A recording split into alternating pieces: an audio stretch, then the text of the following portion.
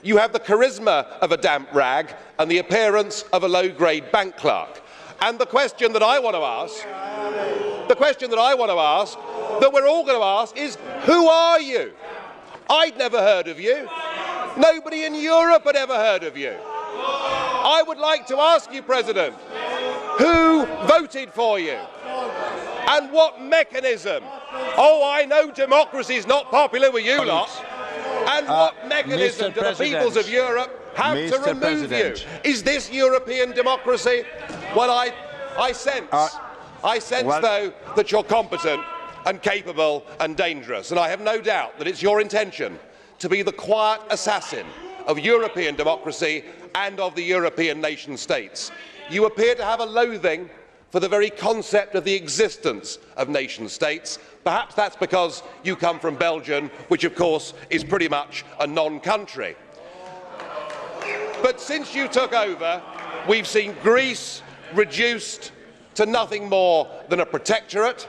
Sir, you have no legitimacy in this job at all, and I can say with confidence that I can speak on behalf of the majority of the British people in saying we don't know you, we don't want you, and the sooner you're put out to grass, the better.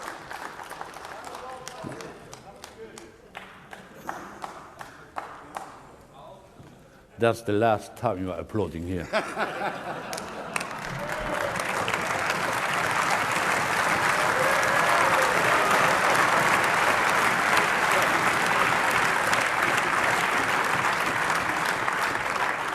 And to some extent, I'm really surprised that you are here. You are fighting for the exit. The British people voted in favor of the exit. Why are you here?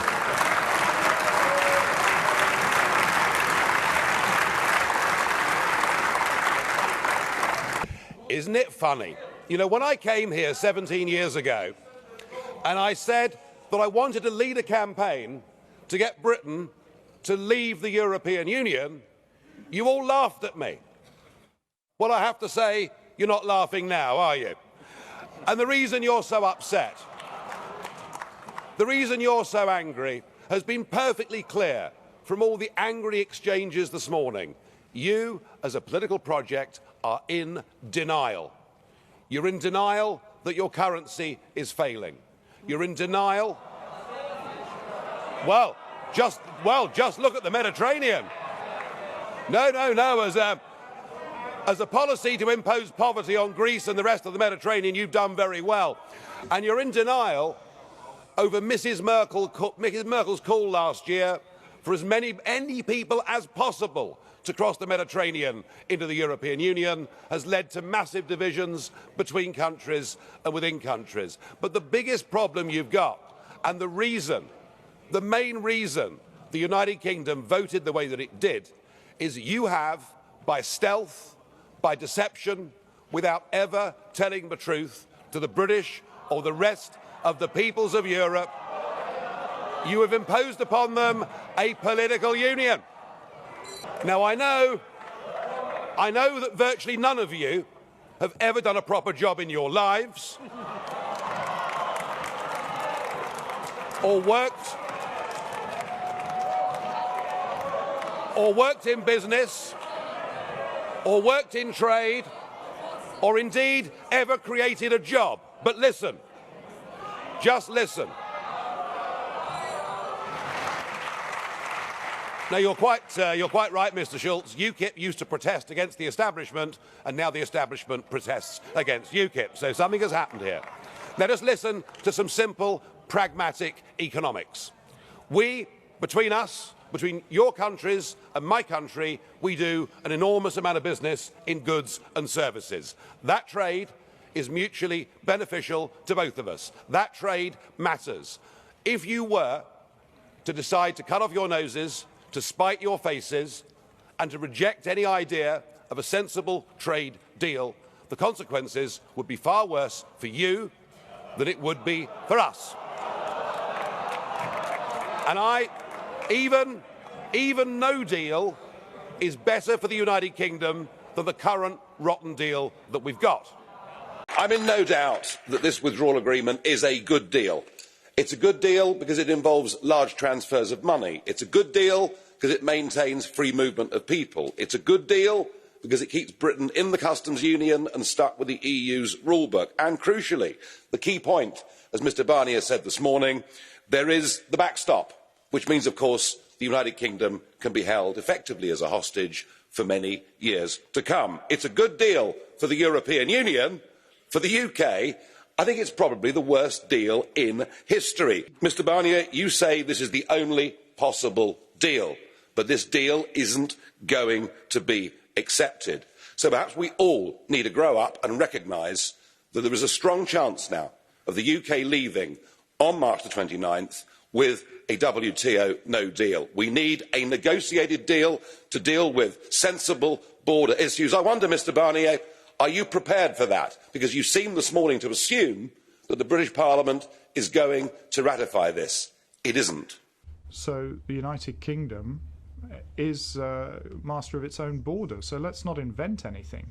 Because, Mr Farage, that is telling us stories. You told us a few days ago that you made a mistake on the budgetary aspects of what was at stake in the relationship between the EU and the UK. If you said that, if you'd said that before the vote, then I wouldn't need to congratulate you, but you lied. You didn't tell the truth. You fabricated reality.